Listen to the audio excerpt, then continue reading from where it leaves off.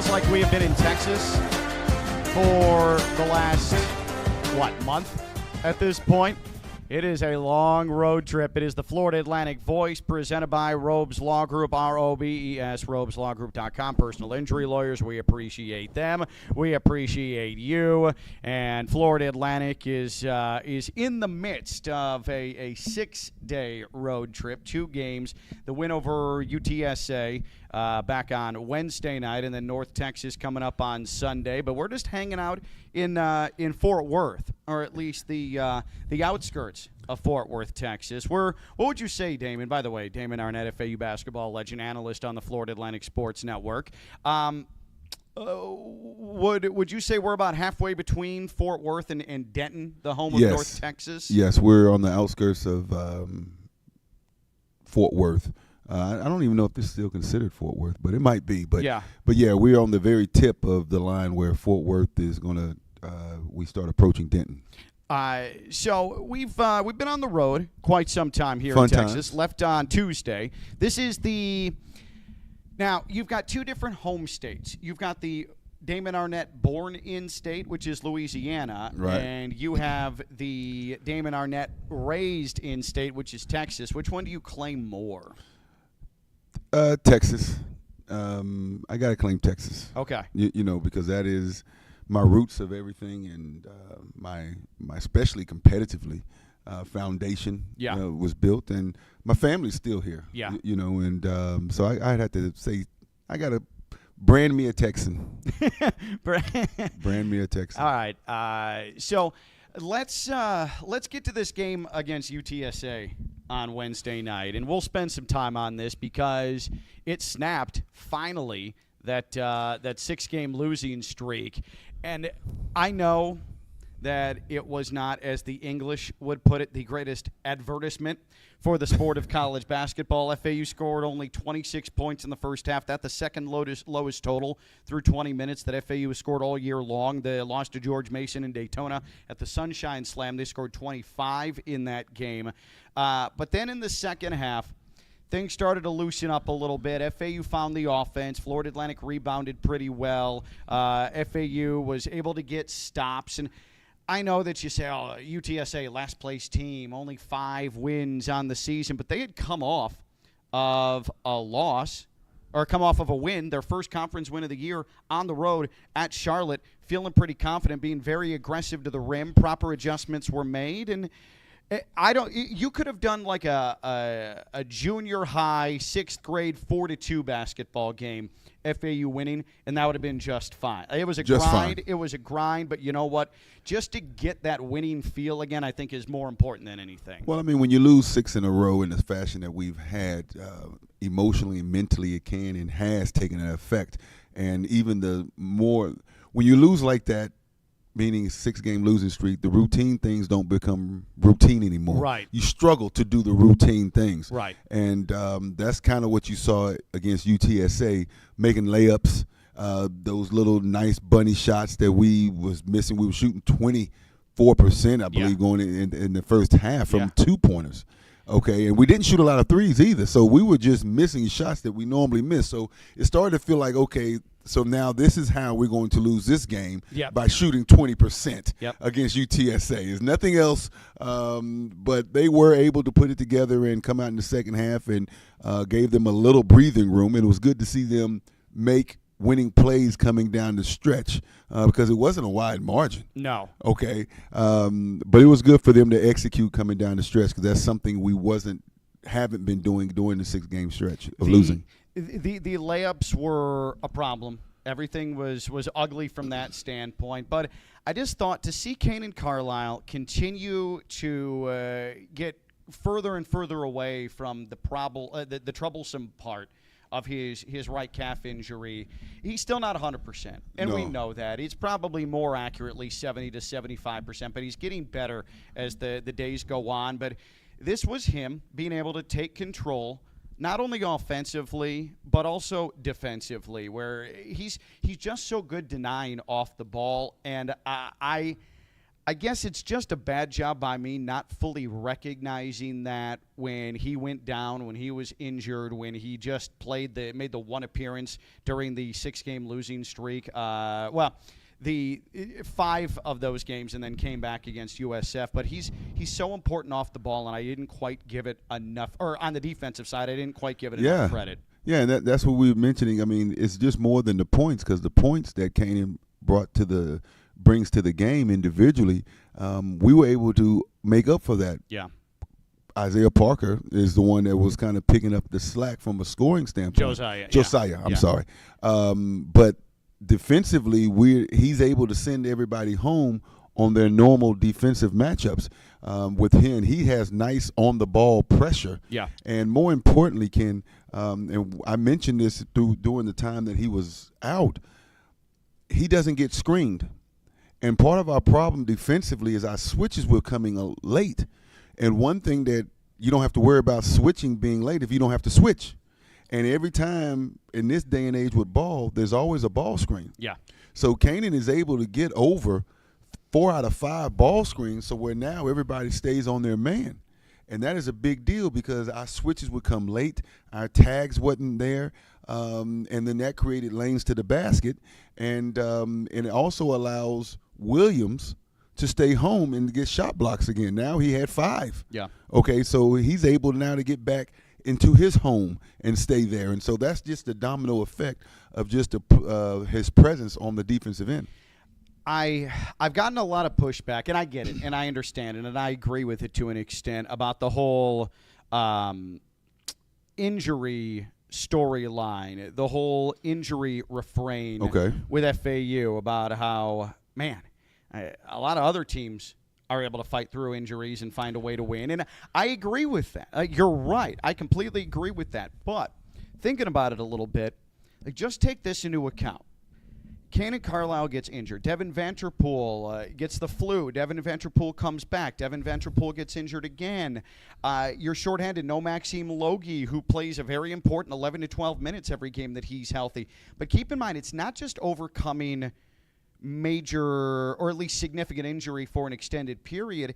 It's trying to overcome that with a roster of guys who are basically all in their freshman years of playing college basketball. Cannon Carlisle, yeah, he had experience. He barely played at Indiana last year. A lot of these guys barely played. Isaiah Elohim has barely played in his college career. Devin Williams hasn't played in his college career. Devin Vanterpool, this is his first full year of college basketball. Maxime Logie didn't play a ton last year. So you go through all those names. I mean, these are your massive contributors. Johan Sissoko, literally a freshman. Josiah Parker, who you've been relying on late in games, true freshman, turned 19 years old once the season started. So, Ken's making excuses again. Here we go. No, I'm just providing perspective. I agree with you that teams need to learn how to overcome injuries and still win basketball games, but it's just infinitely more difficult to do when you have a roster full of freshmen with no experience to try and pull that off. You're 100% right, and to me, those are footnotes to the injury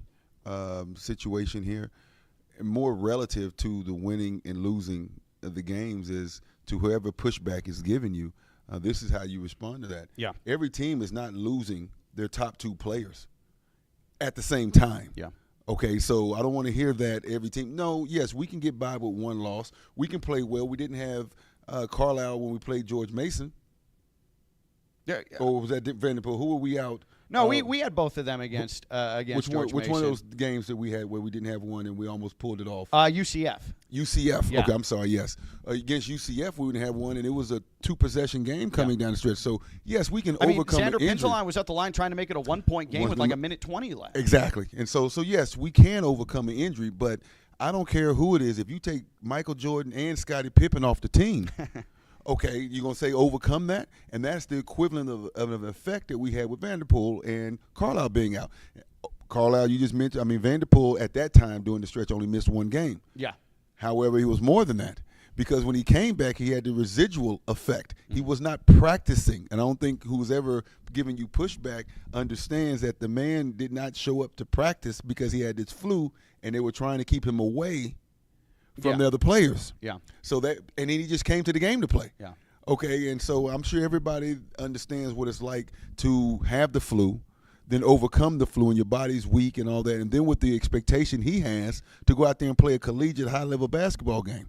Okay, Yeah. so we really was without our two guys for probably 3.5 games, if you ask me, because that was before we got our bye Yeah. week, and so we was Wednesday, Saturday, or Wednesday, Sunday. Yep. Okay, and so yes, we do need to push through injuries, but when you got 3.5 guys out of your lineup that's gone, Yeah. I like to see another team push through that and stay at that level they were playing before the injuries. Now, could FAU have avoided a 6-game losing streak? Absolutely. Yes. You had plenty of time, plenty of chances to win games within that, and you couldn't make plays down the stretch. I'm all we're trying to do. We're not making excuses for this. No, but you are. No. We are consuming and recognizing and letting credence to the fact that, yes, plenty of teams go through injuries and still find ways to win. That is correct. This one is a little trickier because you have a bunch of first-year guys, maybe not in class standing, but certainly in experience. And hopefully it's a lesson moving forward. These guys understand that. They learn that. And not everything is hunky-dory and fixed just because you beat a team that's only claimed 5 victories this year, UTSA. The biggest test to see if FAU is on the right track is going to be Sunday against North Texas in Denton against a North Texas team that's in desperation mode now because they choked. And I mean, we're talking a huge lump of bread lodged deep in esophagus type of choke where they were dominating Tulane. Tulane couldn't grab a rebound. Tulane couldn't get into their offense. And then all of a sudden, 5.5 minutes left to go, and the game started. And North Texas, with David Terrell, with their leading scorer, Stevenson, they just start chucking stuff at the rim, hoping, praying. And Tulane just took over from there. And Asher Woods, your man, my guy, Asher Woods, just like he did to FAU late in the game at New Orleans, all of a sudden just started doing Asher Woods don't do anything for 37 minutes and then turned into an NBA All-Star in the final 3, and Tulane escaped Denton with a win. So you have a great opportunity to, with North Texas's season, FAU wins, you boot North Texas into that bottom 3 again. You could do a foot-on-throat scenario, but you got to get the fortitude and the ability to execute late back into your DNA. And I don't know what Devin Vanterpool's availability is going to be against North Texas. He missed the UTSA game with what is, and we talked about it during the contest, a very, very swollen It's nasty. foot. It's nasty. nasty. Pretty gnarly. It looks like it looks a little bit like when you open a can of Spam and the meat just falls out. Like that's a little bit what his foot resembles. I probably won't tell him that face to face. But maybe Maxime Logie. I don't know. It's been quite a while since we've seen him. But you got to get this one. You got to get this one, because if you get this one, then you're starting to talk about and flirt with the possibility of a 6 seed, a 5 seed, a 4 seed into the quarterfinal, getting double bye. But I don't want to get out too far ahead of this. But if you can beat North Texas, you have 2 your final 3 at home, 1 against a team that you've already beaten, 1 in a Charlotte team that has fallen apart the second half of the conference season, and then you go on the road and you try and sweep Wichita State. Like, it's there for you. Yes. But can you continue to glue it together? Because UTSA, it felt good to finally win. It was not an aesthetically pleasing experience, but have you finally grabbed some momentum and learned how to win again? We're about to find out. We definitely are about to find out, and I don't think it's too early to talk about that, Ken, because based on the standings, we can jump to a 3 seed. Okay, and so we'll need some help. Acknowledging we'll need some help. Well, the help comes by just us helping ourselves and winning. Yeah. Okay, and so it is very likely that coming down the stretch here, where we're already in the stretch, that if we take care of our business, don't be surprised for us to be pushing for that 3-4 seed somewhere around there, which either or gets the double bye, or whatnot. But and to those people about us losing, look at Charlotte. We've lost 6 out of 7. They're pretty close to that too. Yeah, they did win today. They finally were able to come up with a win. They beat ECU. Charlotte had lost 1, 2, 3, 4, 4 straight games going into their matchup with East Carolina. They did win at home, but keep in mind, Charlotte is only 1 game better in the loss column than FAU, and guess who FAU plays next weekend at home? Charlotte, for the only time this season, which means tiebreaker would be in play then, whoever wins that game. So I guess the point is, it is there for FAU to make a pretty significant rise and put themselves in a better position than having to play on that first day as a 7, 8, 9, or 10. But a lot of that is going to be contingent upon, first things first, beating North Texas on Sunday, because that journey becomes way more difficult, and you're also not out of the woods from missing the American Conference tournament altogether if you can't win in Denton on Sunday. And I think people need to understand that are listening, we're not the only team in this situation. No, there's a lot of us. There's a lot of teams in this situation that, excuse me, you have a bad week and you'll find yourself on the outside looking in for the conference tournament. Yeah. Okay, so everything's so jumbled up. Can't have any more bad weeks. Can't even have any more bad weeks. But you're right. This North Texas game is going to be a tricky game.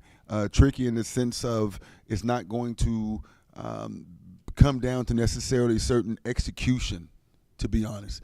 This is going to be a defensive game. Yeah. Okay, this is going to be a game of the survival of the fittest. You better accept shoulders and elbows and knees into your midsection, into your solar plexus, hitting you in the face. You better accept that, or else North Texas, that's how they win. That's how they win. Is they bully you. That's been their identity under Grant McCaslin, who's now at Texas Tech. It was their identity under his replacement, who's now at West Virginia, and it's still their identity with their new coach who came from Cleveland State. Like, it's just ingrained into that program's DNA. So you better realize that it's going to be a bodying affair and get out there and deliver some and throw some weight around. And the tricky part of it is, to your point, doing all those things, the way you combat that is you got to do the fundamental things. You got to box out, but not just box out. You got to hold the box out. Yeah. Okay, because they're not going to accept the box out. And you remember, Damon, that the boxing out on the defensive glass against UTSA in the first half was horrendous. It was horrendous from FAU. UTSA in the first 20 minutes, last place team, one of the worst teams in the country. They had 13 second chance points in the first half. That is unacceptable, and if that happens against North Texas, they're much more capable of making you pay through 40 minutes than UTSA was. They feed off those second chance points because offensively, North Texas struggles mightily because they have one player that shoots over 30% shooting from the three-point line, and that's 31%. Yep. And everybody else is in the mid-20s shooting from the three-point line. These guys dribble and bounce the ball on the three-point line instead of making sure their feet is behind it to shoot. Yeah. Okay, so they like to attack the basket, and they play the miss because every possession they want 2 chances at it. Okay, so every possession they're trying to do essentially a 2-for-1. Okay, and that's why you got to do the little things. Hold your box out. Make sure any 50-50 balls, we have to have them. And that's another area that we've not been excelling in, especially coming in these last 7-8 games, is getting 50-50 balls, long rebounds. Okay, but I really don't expect too many long rebounds because you got to shoot threes to get a long rebound, and they don't like shooting threes. They want layups, and they play D. So that game is Sunday. FAU in North Texas will have a post-up edition of the Florida Atlantic Voice after that contest, and then FAU has 2 next week. This team, and by the way, the comment section is open. The comment section is open for those of you watching this live on Twitter or on YouTube. For a lot of you, I know, just have your phone open, sitting at the park, waiting for your kids to finally run out of gas so you can drag them home and hope and pray that they're going to go down for a nap. Some of you are just sitting on a couch in your underwear not doing a damn thing, so you might as well contribute to the live chat here, Florida Atlantic Voice, your questions, your comments, UTSA game, North Texas game, road trip as a whole, how is Texas? We'll cover all of them, so jump in the live chat here, Florida Atlantic Voice, presented by Robes Law Group, ROBES, robeslawgroup.com. Just get yourself involved, and we'll bring you in, and we'll have some fun, and we'll banter here. We got plenty of time here. Damon and I aren't going anywhere. Nowhere. We're just sitting at the hotel here in Fort Worth proper, and just talking some FAU hoops. This could easily be an extended version. I mean, hell, it might go 4 hours at this point. But we bust on Thursday after the Wednesday night UTSA game. Bust through the state of Texas. This state's too big, by the way. I mean, separate this thing into two. This is ridiculous, you want to divide it up? man. Every time I come to Texas, I'm Well, just it is. like, this is absurd. Well, it is. It's actually divided up in three, as categorized. There's West Texas. Yeah, There's East Texas. yeah. Then there's North Texas. Texas. There's really not a South Texas. No. You know what I'm saying? So it is by reference. If you say North Texas, everybody knows that line Yeah. starts right around Fort Worth. In a previous life of my Florida Atlantic career, this was before the current administration that runs athletics was in place. Mm-hmm. This was before our good friends at Playfly were in place. This was 10 years ago. This is about a decade ago. Things weren't, I don't know, all that fluid and sometimes all that competent in the FAU world. And so on a two-game road trip, it used to be in the old Conference USA days, UTEP, UTSA. UTEP, okay. UTSA. And we started in El Paso on a Thursday, and then we're going to play a UTSA on a Saturday. And someone dropped the ball and forgot to book me a flight from El Paso to San Antonio. They forgot the voice? They quite literally just forgot. Forgot about the voice. To book me a flight. And so I thought to myself, you know what?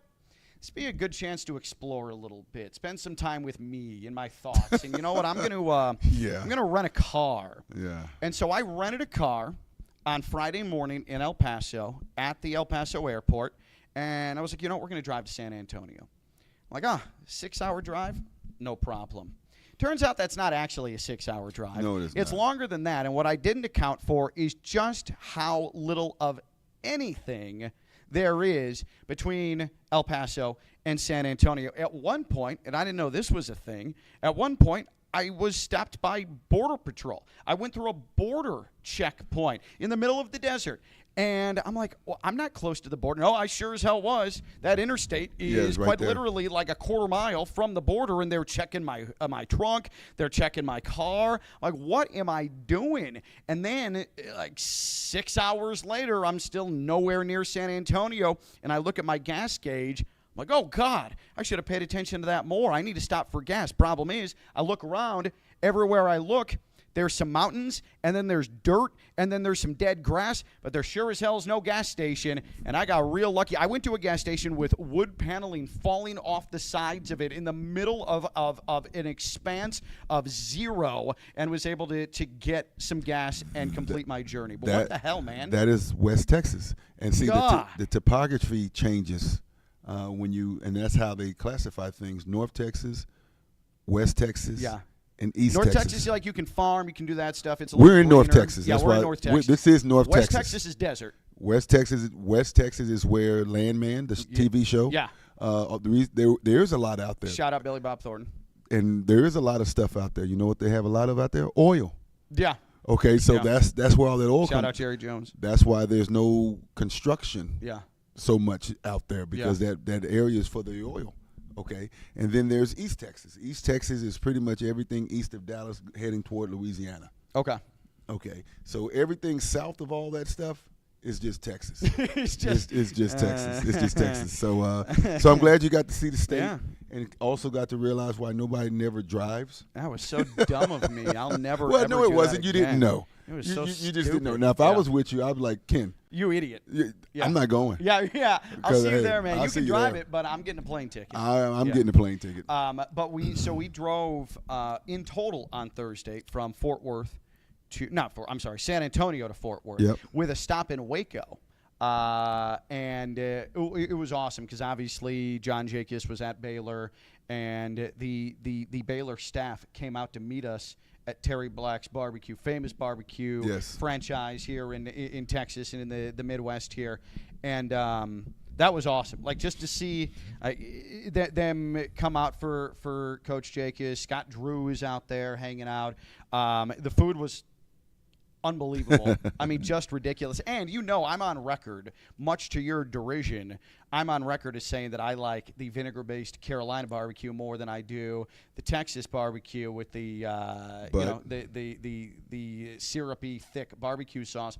But there we go. This was unbelievable. I ate at 2 o'clock in the afternoon. I didn't eat a damn thing the rest of the day because I was just full of pork and brisket and sausage and banana pudding and yeah, it was good. Oh, it was good, and and that place brought back a lot of memories for myself as well, being there, and that was where it all. That was the stomping ground. The old stomping ground. And I used to make that drive from Waco to Dallas. Yeah, you started your college career before Damon Arnette was the first 1,500-point scorer in FAU basketball history, and still the man who has the single-season scoring average record in FAU basketball history. Before that, he started his college career as a Baylor Bear. Baylor Bear.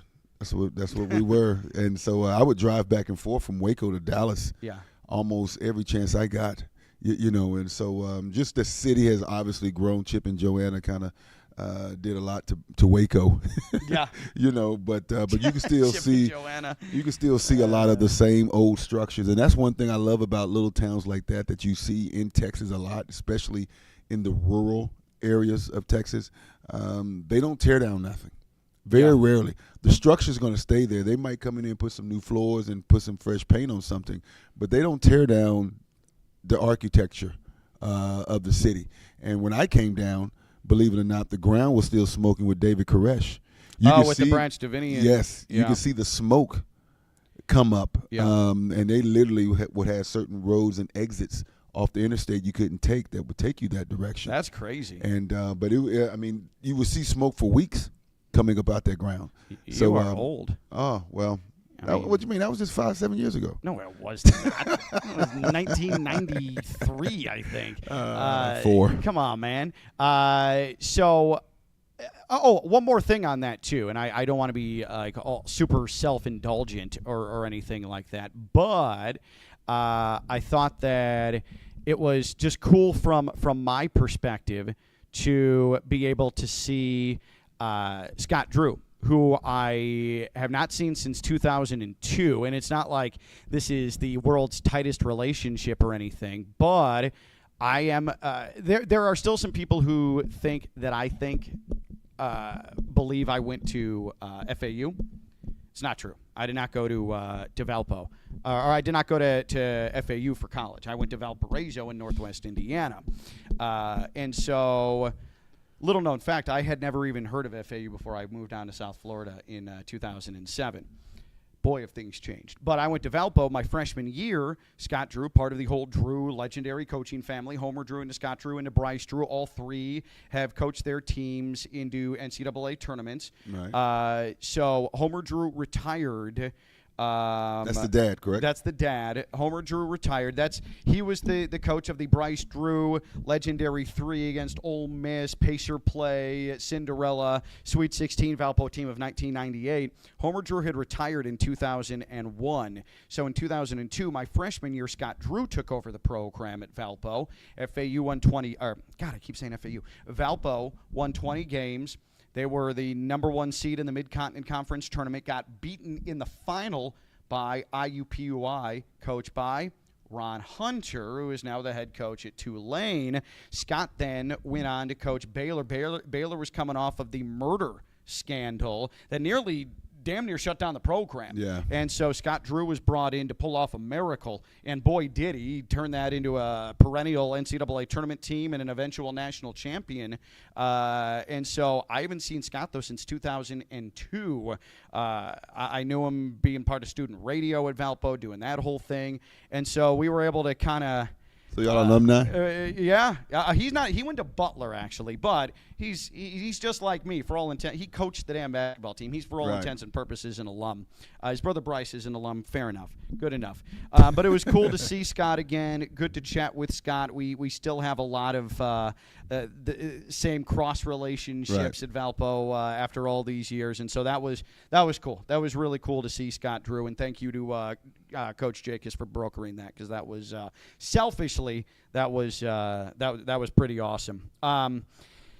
The chat is open, by the way. The chat is open. You're watching this on Twitter or on YouTube right now. Go ahead and hit the live chat. This will be available as its own standalone podcast as well. Florida Atlantic Voice. Subscribe wherever you get your podcast. Want to keep getting these numbers up. Really, really strong stuff, and appreciate all your loyalty and support with this. We already talked Cannon Carlisle, and I feel like that's our default. We always go there to that spot because we've seen how important he is. But with the final week and a half to come, knowing that Devin Vanterpool has that huge swollen foot, and we don't necessarily know what his timetable is yet, I don't think this is anything that's going to keep him out until the conference tournament, but you just don't know which game he'd be coming back.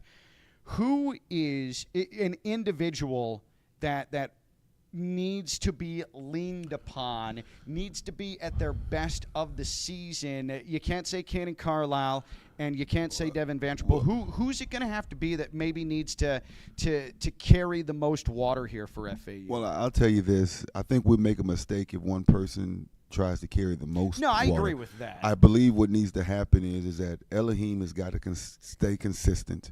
Okay. Parker needs to cut down on mistakes. And I still believe that Pentalon has 2 good games in him. I know he's missing, but these things tend to cycle, okay? And I don't know what his mental state is, but as long as he's emotionally, mentally still trying, teams go into funks, players go in funks.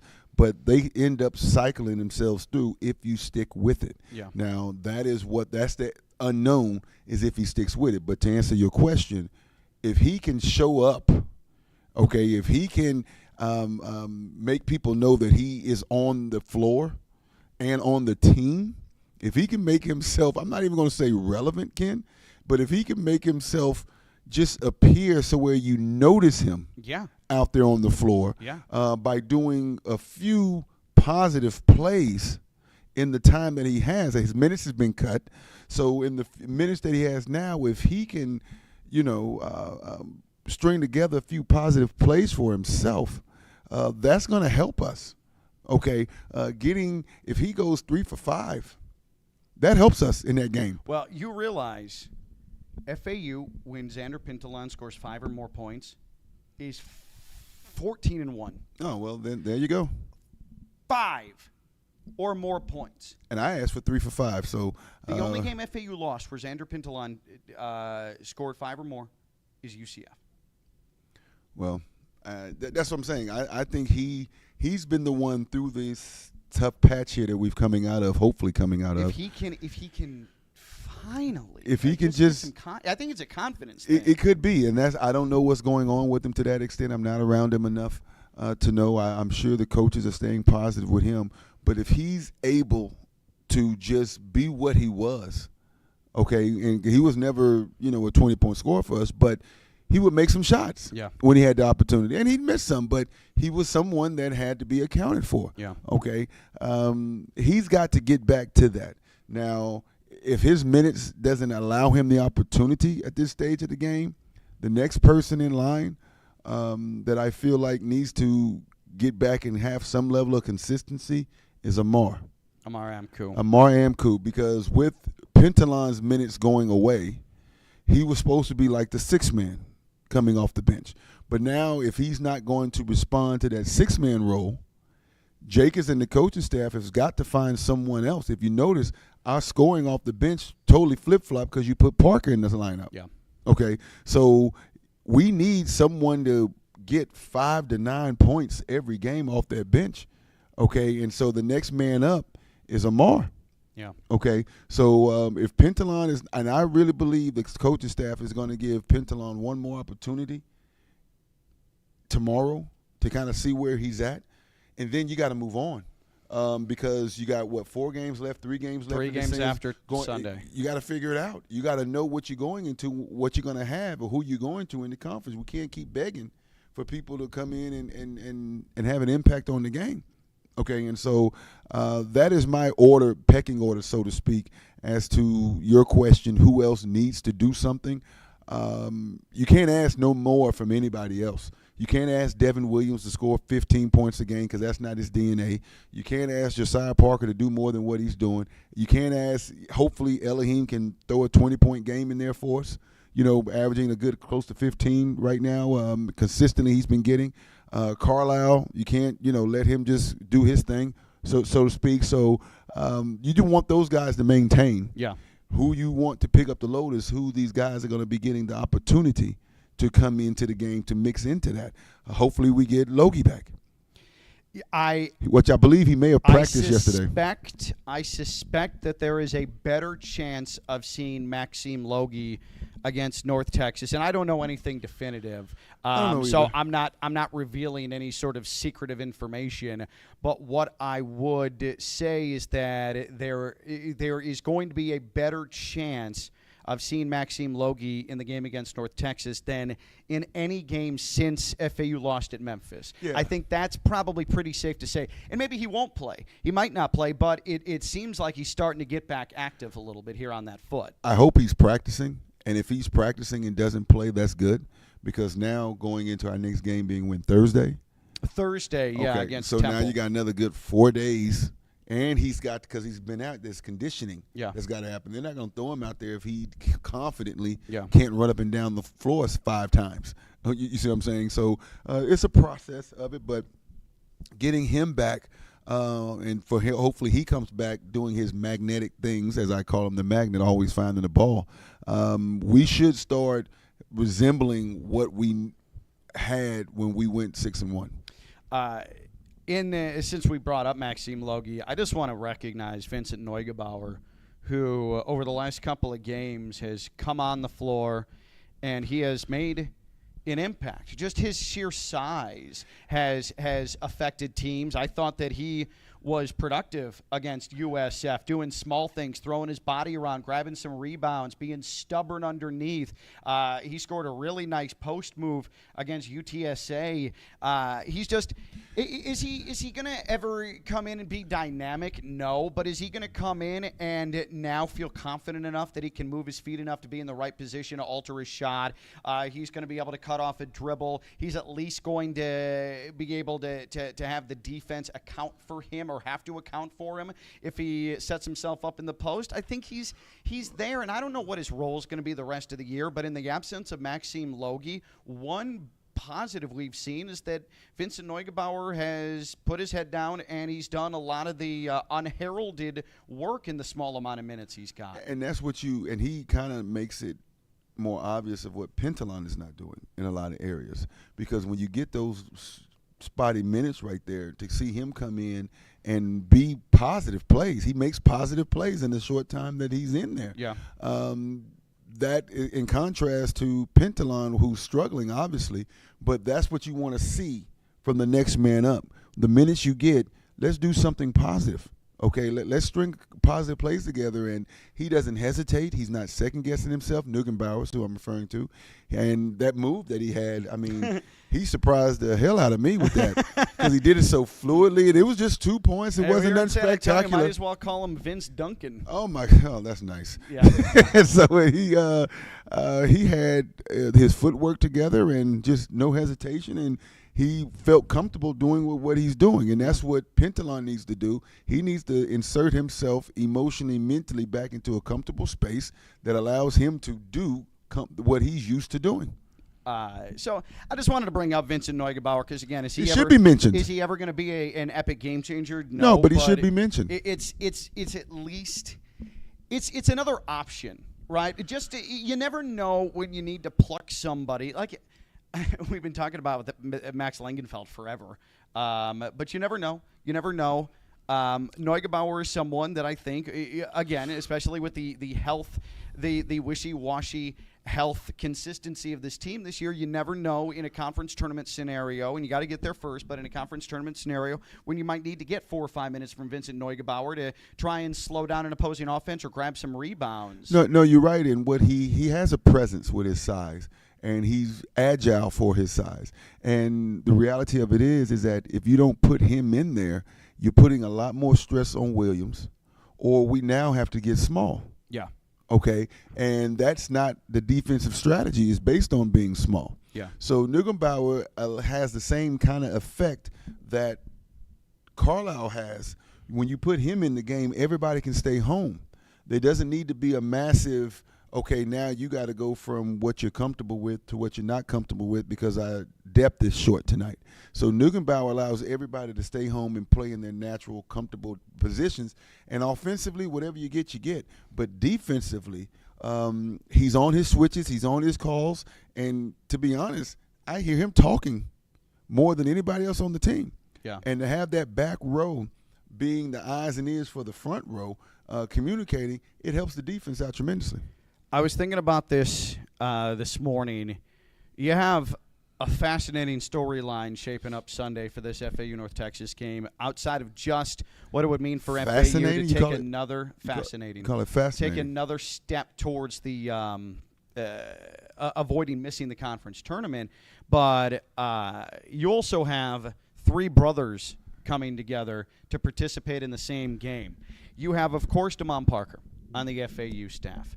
You have Josiah Parker, who is going to be, unless something shocking happens, the freshman of the year in the American preseason and in-season, postseason award-winning freshman of the year in the American. And then you have on the North Texas bench assistant coach Deshaun Parker. Oh boy, I can't remember any time in my long career doing this that wildly unique instance takes place. And I need to talk to a basketball player, a competitor like you, to get a full feel for how is Josiah going to handle, one, his whole family's going to, I mean, this is going to be a Parker parade at the Super Pit, okay? You know that the North Texas Parkers texting him, and they're really focusing on the game plan. This is how you frustrate him. This is how you get to him, because nobody knows him better than his brothers, one on the FAU bench, one on the North Texas bench. Is pressure on Josiah a little bit of a concern here? No, not at all. And I'm going to tell you why. Because, for one, you're used to playing in front of your family. Okay, so the family coming in, that's no big deal. And I asked you, fascinating. To me, I have another word to classify it, and that's testy. Okay, so this is a testy situation here to the points that you just made. Okay, you got two brothers on one side, one brother on another side. You just don't want to lose yourself if you're Josiah. Like, this is the thing. Josiah is the one who can't hide from any of this. No, and Josiah's going to be fine because the only difference, his brother being an assistant coach is like he's not even there. The family members is up there. It would be more testy if he had a brother playing. Okay. Yeah. That would be more of a pressure point, so to speak, if his brother was actually playing. But to have an assistant coach who's not there, if he was a head coach, it might be a little bit different as well. But the fact that he's just an assistant coach on the bench, I don't think this is going to affect Josiah in any way, shape, form, or fashion. I think Damon is going to try to out-scheme the other brother. I think that's where more of the adversity, or not adversity, but the competition, brotherly competition is going to go because just Damon has this as his scout for this game. Okay, and so that is a direct impact on after the game's over with. Yeah, y'all tried to do this. I cut that off. You know what I'm saying? So y'all wasn't going to do that on us. I know, you know what I'm saying? So that's when those kinds of things comes into play. Yeah. But I think as far as Josiah himself playing, I think it's going to be a normal game because, and the reason why I say that, we've seen him be somewhat wild anyway. We've seen him take some ill-advised or come on now, we can get a better look than that. You know what I'm saying? We've already seen that. Yeah. And those are the things you kind of tend to see when someone is sped up or kind of trying to do too much, too soon, too fast, too early because the circumstances and conditions have changed. So we've already seen that in Been him. there, done that. Been there, done that. To the point that if he did it again, it wouldn't be because fans are in the stands or he's playing against his brother. 4 straight double-doubles for that kid. I mean, Josiah Parker, and again, he's still so raw, but man, he knows where the ball is. Right. He knows what he wants to do with the ball. He's got such awesome. I don't want to call it upside because he's going to hit the upside. He's too talented not to be talking about upside. It's not like he's some project. He's real deal. He was rated as highly as he was as a recruit for a reason. He was the preseason newcomer of the year for a reason in the American Conference. I just think he's so effective without having even probably 40% of what his full basketball arsenal is going to be. I just love watching the guy play. And it's not just the offense. It is the fact that he is a willing defender. He's not Olaine anybody. He's moving his feet. He'll put his body into you. I think sometimes he's so confident in his ability to stay in front of an offensive player, a ball handler, that he gets a little reachy. He gets a little reckless, and that's where fouls start to come into play. Those are freshman things. Right. He's on the offensive end, and I think basketball IQ, he's sophomore. John Jacobs was like, he's got to be a sophomore by December. He was a sophomore by December, but I think he makes some freshman mistakes still defensively. But I just love the fact that he demands a lot of himself. He'll get frustrated with himself. His body language will sort of reflect that. But, man, it's moving on. Next play. Where can I make a winning play? What you see in Josiah overall as a player and as a coach, coaching a player, and as a player playing with a player such as Josiah, take all his mistakes, take all whatever it is you want to call it. Every player makes mistakes. But there's some mistakes that become habit from certain players, with certain players, that makes you come up with this conclusion: can I win with this guy? Yeah. And some players, their mistakes, you feel like I can't win with him if he does and plays those and makes those type of mistakes. The mistakes Josiah makes, you still feel like I can win with this guy, even though he wish we could take one or two plays back. You see what I'm saying? You still feel like you can win with him. Okay, and that's the difference, and I don't know how else to explain it, because he throws the ball away like someone else would throw the ball away. He takes a bad shot like everybody, but you still feel like he can win. When you put other players out there at times, you start to question, if I continue to let them out there, is he doing more? Is that player hurting more or helping more, even though you're giving great effort? You see what I'm saying? So with him, you overall feel like you can, and they call that playing through your mistakes. You feel like you can do that. Every player can't do that, play through their mistakes. They may hang their head. They may emotionally, you see a drop off. One mistake may turn into 3 mistakes for him. And so, but Josiah, the way he comes and he's establishing himself, that he's learning on the fly a lot, which all freshmen do when you're getting the minutes that he's getting. And it's not too many of the same mistakes. They're all new mistakes, because every step, every game, every road trip, every home game, every team situation is new to him. And something that has been sent to me via social media, and hey, chat's open. We're live right now on Twitter, on YouTube. Rare Saturday afternoon live with myself and Damon, Florida Atlantic Voice, Ropes Law Group. Appreciate you, title presenter of the Florida Atlantic Voice. But get in the chat. We're still going to be here for a little bit, because quite honestly, we don't have anything better to do right now. So jump in the chat. You're watching on YouTube. You're watching on Twitter. The chat's open. Let's talk. Let's go through some FAU basketball stuff. Doesn't even have to be FAU basketball. Just can be life, whatever. Something I am getting a lot of on social media, especially because we're at this point of the year, is what are the chances this guy can come back? What are the chances this guy's going to come back? What are the chances that FAU can keep this guy? I don't know. I'm going to give a blanket statement to all of that. I don't know, because I don't know. I don't have any inside insight other than casual conversations that I'm having with Jacobs about who might come back. I'll let Jacobs handle that stuff. When you have 4 games left to go and you're battling to get into the conference tournament, when you just came off a 6-game losing streak, trust me when I tell you, there is right now nobody in that coaching staff thinking about that. Nobody, especially you and I, thinking about who's going to be back next year, because there's still a lot of stories to be told about this season before you even get to that. Next season. Jacobs is the GM. Jacobs is the one who's having these conversations. Jacobs is not going to make it public. Hey, this. And listen, Jacobs trusts us. He's not going to have backroom conversations with us about that stuff, because everything's so fluid. So no. I don't want to be rude, and I understand it because you want to know It's what part might of the be coming game back, now. 'cause you grow Yeah. close to these players and you appreciate them as a fan. But I cannot say it any more clearly. I don't know who's coming back next year. And in all fairness, outside of, I think that this is the same situation every team is in.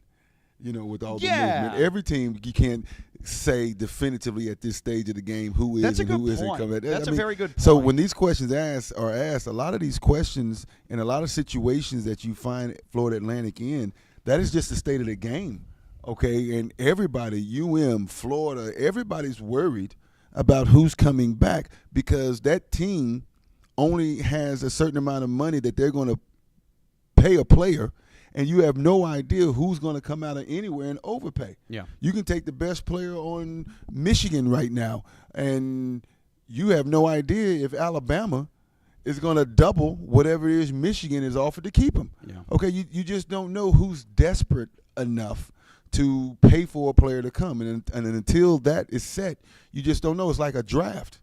Okay, in any NBA, I don't know who they're going to pick right now. You know what I'm saying? And so we just got to wait and see how the cards fall. And but it's the way basketball is right now. It's just the nature of basketball. But we're in the situation that so many other teams are in throughout the country, no matter what level. The one thing I would say about this, and I'll let it go, is when you're discussing who's going to stay, it's a tricky question because 1 year in to the Jacobs era, the reputation was already slapped on the staff and the program that they develop players in an excellent way, which is a blessing and a curse because it's awesome that this staff has such great basketball development across the board with this staff that guys come in and then they are getting better and they are getting better and they're becoming contributors, and you get a Matas Boikiatitis, you get a Trey Carroll, you get a Baba Miller that comes out of that. I mean, listen, Matas is going to be the best center in the SEC going into next season. He is going to make north of $2 million next year if he stays at Texas. Trey Carroll is the leading scorer in the damned Big East currently with multiple 30 balls that he's dropped this year. Baba Miller is playing excellent basketball at Cincinnati, okay? And all of that is the hard work of them, but also the fact that this coaching staff saw something there, focused on it, and developed it to a point that none of those players and no other coaches had seen at the collegiate level. So that is awesome. But from a curse perspective, all of that as well. So it is tricky. It is it's sort of the nature of this entire thing now. So my advice to you would be lock in to whatever this season turns out, and then from there, Jacobs the GM will handle it. But there are worse things, though, than getting consistently poached and your coaching staff having a reputation of being able to identify talent and develop it, because it means you're going to be able to reap the benefits of talent coming in year after year, and you get another shot to retain it. I hear you, Ken, but I know it's selfishly, frustrating, but it's not frustrating but it's to me. It is a reality, and you're 100% right on everything you just said. But for me, selfishly, as an alum and as a supporter, damn all that development, because the reality is this. Now I'm going to speak truth from on the floor perspective. You don't see the development and benefit from it. So why give it to them? If you're not going to develop to receive and recoup, then why give it for someone else? And so, and I say all that to say, and I'm just speaking personally here, my recruiting, I want a player that's pretty much already made. I want a player that I don't have to develop, because I will not be able to sit around and reap the benefits for it. That's just easier said than done. Well, especially in my opinion as well, you're not going to win with players you're still developing. You're not going to win to the level of expectations with players you're still developing. Okay, I need developed players. I need players that's already been in wars and I don't need to have to push their elbow in and give them good shooting form. I need players that I don't have to spend so much time developing skill-wise and teaching the game, but I would rather spend that time on integrating them into my philosophy. Let me give you a hypothetical. Would you take more developed for less talented? Yes. Okay. Yes, because that talent is just talent, and talent has got to be what? Developed. Yeah. Okay, Amar has all the talent in the world, okay, but it's got to be developed. Okay, and once you start tapping into that talent, once you start developing that talent, that's where people come calling for $1.5 million. Thank you. Yeah. And then that's when you have Yeah. a Montage situation that's at Texas now. So all that development, Yeah. did we really see it? Did it really benefit Florida Atlantic University? Yeah, I mean, he was the freshman of the year. In the How league. did that benefit Florida Atlantic University? How many games did he win us? How far did we go with him? What did he do for us as a fan, as an alum, carrying the brand? All that development, and everything you're saying is true about that. They do a great job with that. But at some point in time, you should want to, if you plant a seed, you want the fruit that come from it. Okay, and so that's what farmers do. Farmers plant seeds. They let their crop grow. They go pick their crop, and then they go sell it. Yeah. Okay, they don't put a seed in the dirt, water it, nurture it, keep all the bugs off of it so it can stay healthy, and then let me come pick it and go sell it. Okay, so that's just the way basketball is right now, and you can find ourselves in trouble never, ever getting players. It's almost like we're going to pay a player to make you better. I'm going to pay you money so I can get you better so you can go get more money. No. There's got to be a give and take here. What are you doing for this university? How are your talents are supposed to benefit this school? Because that is the whole scholarship point. You give me your talents, I give you an education and money now. Mm-hmm. But you got to give me your talents so where we can win games, get on TV, do all this profile stuff. So if I got to develop that, and if I got to wait to get that, and then sometimes in Montage's situation never get it, Carroll, I'm okay with because we got his talents. We got his development. He was here long enough. I'm okay with that. But a young player like a Montage is who I'm saying you pour so much in just for some other university to benefit. And so that's the nature of the game. It's no one's fault. But, no, I would go a different route. So, again, all of that said, and that's, I mean, I think all of that is really well said. And I am fascinated to hear about the crop that you would plant if you were a farmer, if you were into agriculture, because I love that metaphor that you made. Where are you going? What's your go-to there?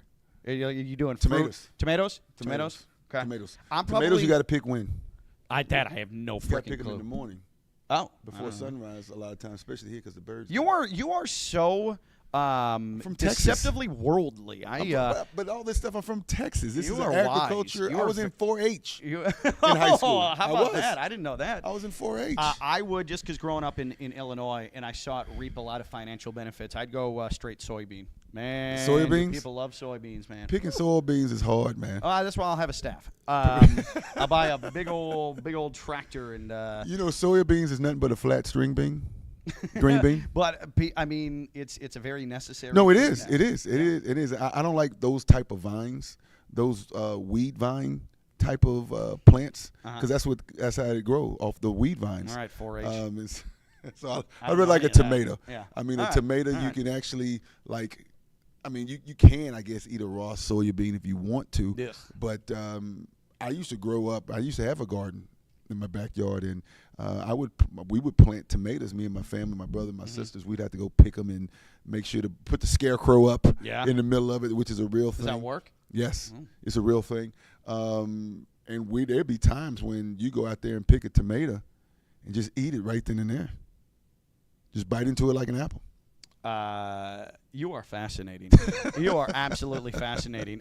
In the live chat, and feel free to jump in the live chat here. Just doing some Saturday afternoon live Florida Atlantic voice. We're in the middle of Texas, so we're just chatting FAU hoops before Florida Atlantic tries to snap a 2-game skid to North Texas. Got swept last year by the Mean Green, heading to the Super Pit, where Florida Atlantic has not won very often over the years. It has been a tough ride there going to the dreary and drab Super Pit. Anthony in the live chat, is Vanderpool okay after that injury? Yeah, he's okay. Well, what define okay? Okay, so here's what happened, in case you're not aware. So Devin Vanderpool, late in the second half of the loss to USF, took a bad step. And I believe it was trying to make a move to the basket. He took a bad step. You know how it goes. You step on the side of your foot.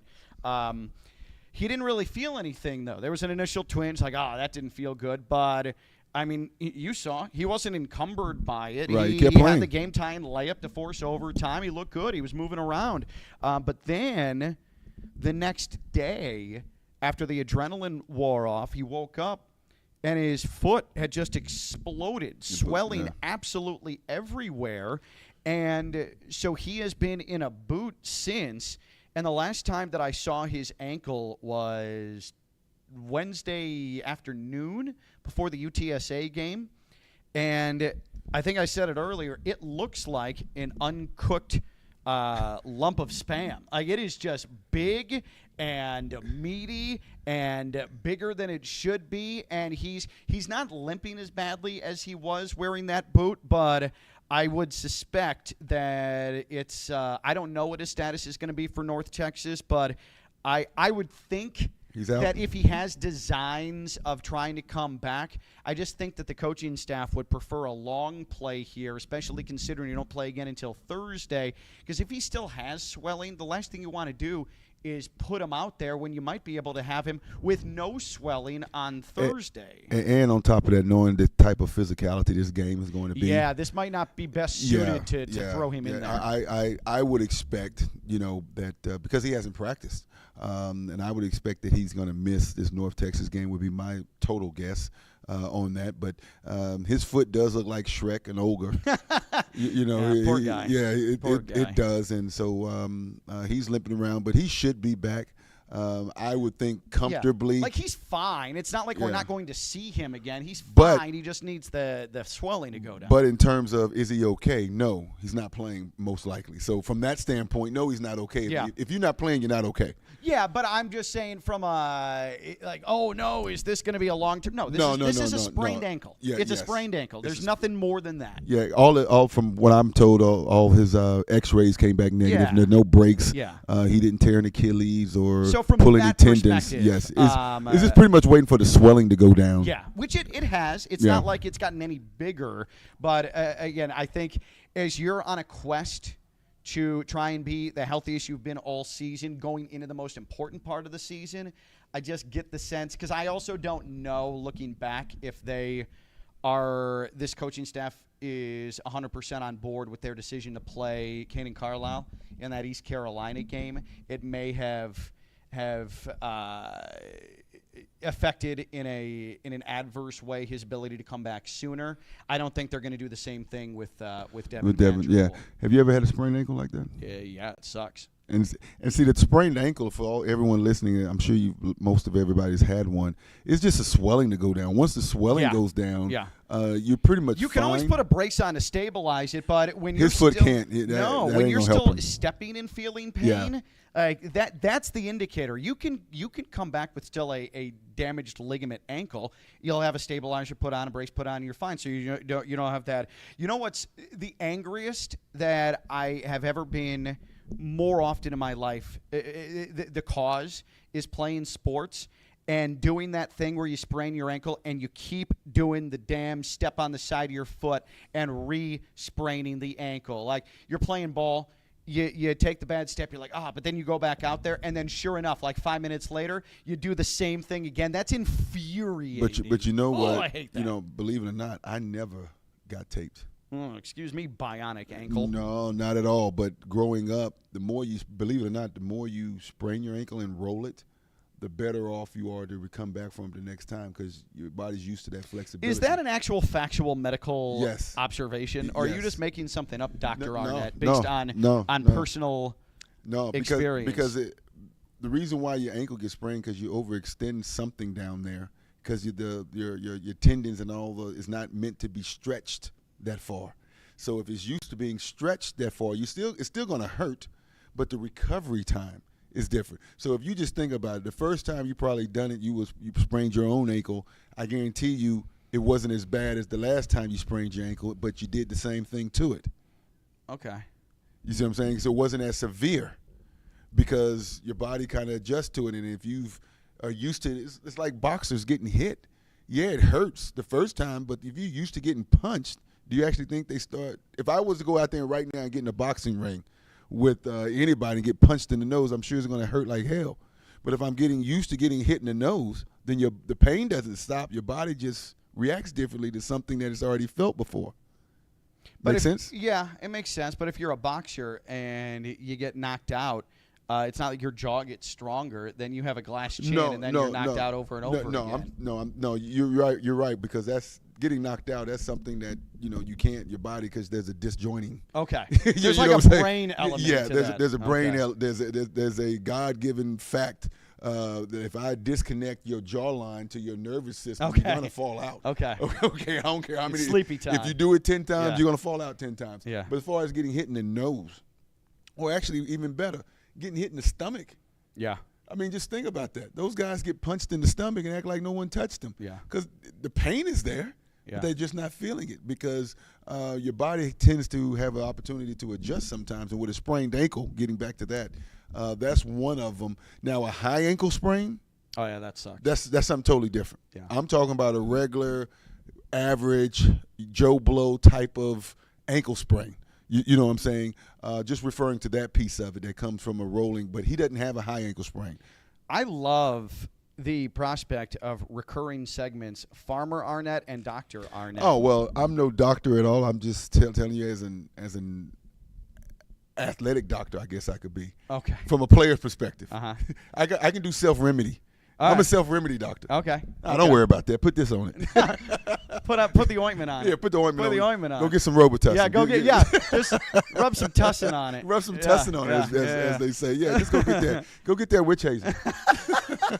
Oh, man. Go get that witch hazel. You'll be okay. Ah. You know what I'm saying? I mean, I remember growing up taking Robitussin for headaches, man. It was Robitussin was like all-purpose, everything. It is all-purpose, man. Robitussin and iodine. I mean, I never did that, but I've heard.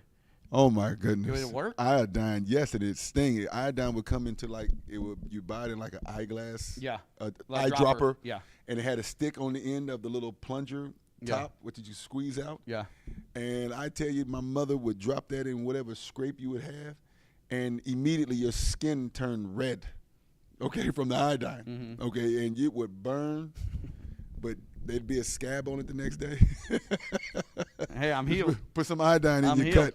I'm healed. I think if you did that, someone would call abuse. No, I mean, it's just old world remedies. That's I what. I don't even think they can sell iodine anymore. I think you can. I mean, I think that you have to get a phone number at like 2 a.m. on a commercial. But I'm sure they still sell it on the black web. I'm pretty sure they still sell that. Go get your jar iodine, put it on your daughter's scrape when she scrapes her knee. Yep. See how that goes over. North Texas Super Pit. This is one of the more drab arenas in the American Conference. It is a dreary arena. It's dark. It's a huge bowl, and they have trouble even filling up half of it for a good crowd. That's just the reality of it. It's one of those arenas, and there's a number of them in this league, and even going back to Conference USA, they're just too big for their. It's why I always fight back against the FAU needs a bigger arena. FAU no. Because the last thing you want is to have an arena that is too big. A good crowd is like filling half of it. I don't want that. I mean, USF goes through that, and North Texas always goes through that, and you go down the list. Memphis, like now with the State of the Memphis program, FedEx Forum is way too big for them. So it's fine, but it's like playing in a warehouse. It feels like you're playing basketball in a warehouse, and so FAU is going to walk through, shoot around later tonight for the first time. They've been practicing at high schools in the area here the last couple of days. I'm just curious to see what the guys think of playing in a big, gigantic raised bowl like that. And as soon as you hit the hallway, the tunnels, you take a step back in time. You feel like Hoosiers is about to run out the tunnel. And just to let the listeners know, they have water fountains that are still recessed inside, porcelain water fountains that are recessed inside the wall, the tile wall. And that's the same water fountains that was there when I was playing. You know, and so, and by the way, I don't believe that was the same shade of green. I believe they. It's got increasingly more obnoxious and lime color. Your favorite color. Ken's a big green fan. Neon green that USF wears is an atrocity. It is unacceptable, and it should never be used outside of AAU basketball.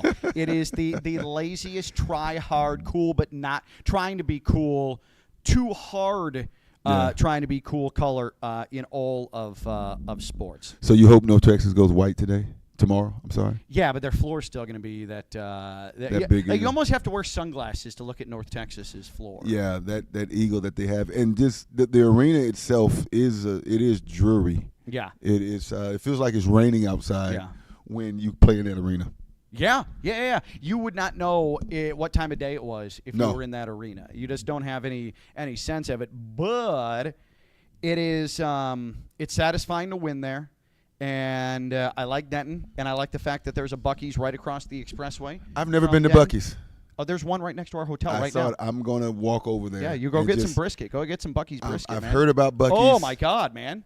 But I've never been into Buc-ee's. Bro, it's a 10-minute walk from here. And it looks like Buc-ee's is in a built-up area. So normally, I was told that Buc-ee's is it's off the side of the middle road. Yeah, no, this one is It's like in a town center Yeah. type of thing. But Yeah. I'm gonna go to Buc-ee's for the first time and see what all the fuss has been about. I think you're I going to did see enjoy about it. 100 gas pumps out there though. Go get. I mean, you might as well just go check those out too. Get some gas? It's excessively big. There's no reason for a Buc-ee's to be as big as it is, but it's just sort of its thing.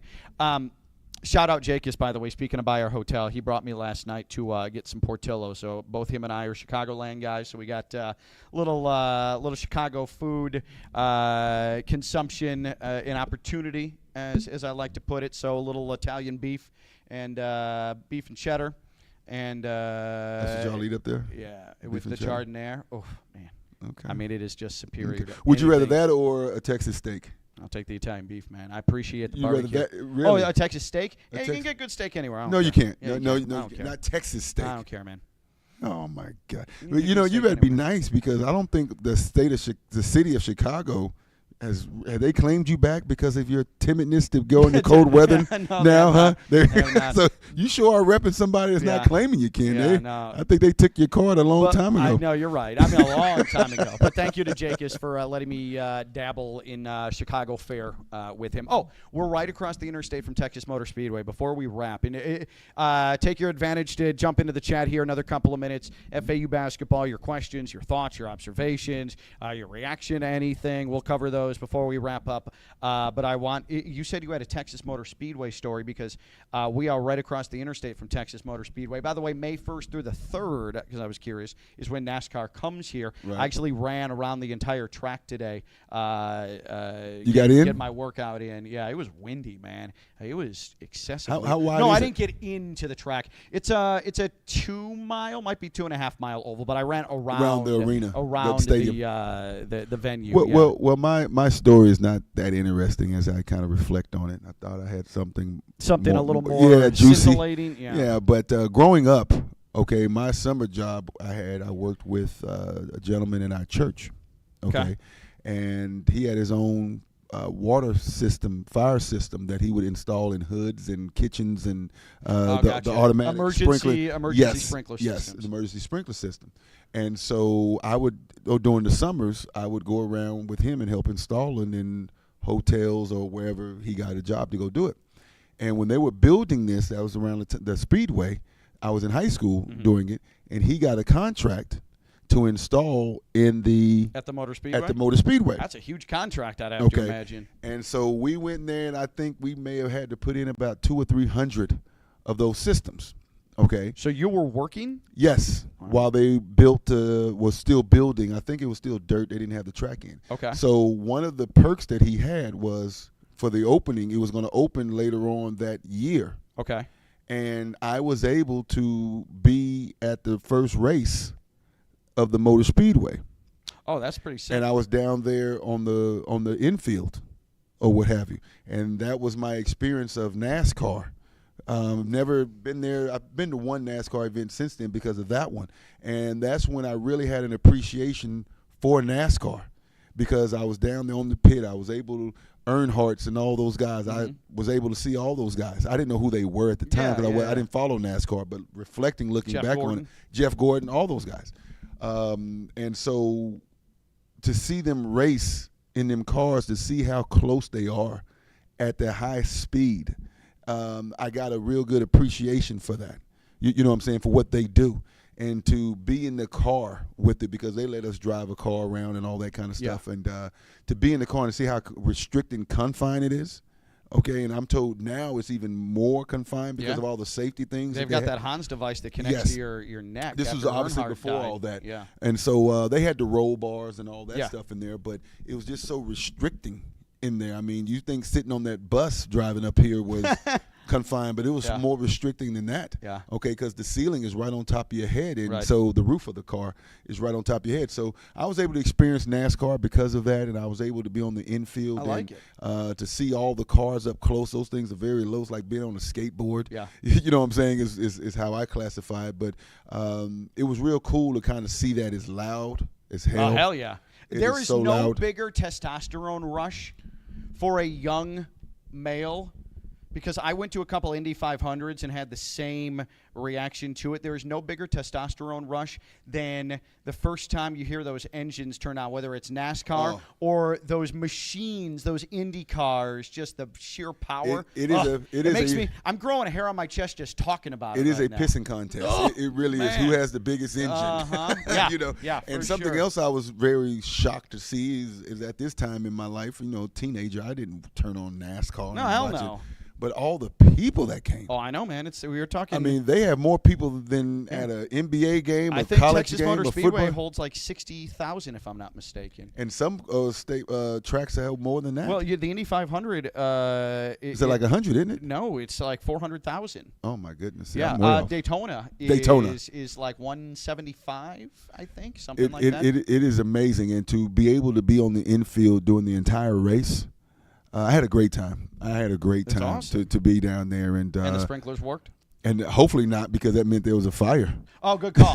So good hopefully call. not. You know what? Well, I hope they work, because if not, somebody's getting just sued. Just in case, you know what? That's that's a very sound response. Right? Yeah. I hope they don't find out. So we're going to be back for PostUp North Texas after the game on Sunday. I believe we'll be doing it from the Arnette Senior compound. On the road. We're going to take the show on the road. Here in the state of Texas. So I want to appreciate you guys for all jumping in, for watching. This is going to be available as a podcast. Subscribe wherever you get your podcast. Maybe you missed part of this. Maybe you want to listen to it back in full. Maybe you want to bounce around.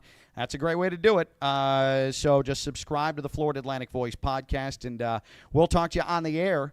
Florida Atlantic Sports Network, Fox Sports 640, foxsports640.com, and the Fox Sports South Florida app, 3:30 Eastern Time on Sunday, 4 o'clock Eastern Time is the tip. Damon Arnette, myself, Ken LaVicka. Thanks for watching. Thanks for talking with us, and we'll talk to you next time. This has been the Florida Atlantic Voice, presented by Robes Law Group. Bye-bye.